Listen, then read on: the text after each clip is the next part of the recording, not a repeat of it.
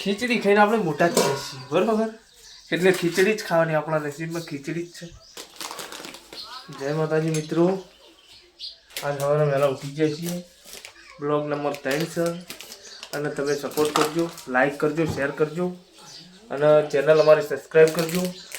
તો ગાઈસ આજે વહેલા ઉઠીને, આજે તો શિવરાત્રી છે એટલે વહેલા બહુ ઉઠી ગયા હતા અને ભગવાનની થોડી પૂજા કરવા જવું પડશે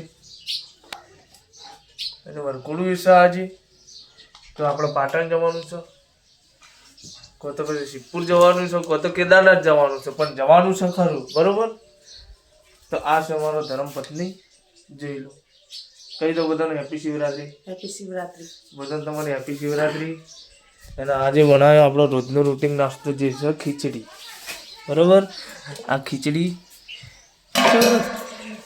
ખાઈને આપણે મોટા જ થઈએ છીએ, બરોબર?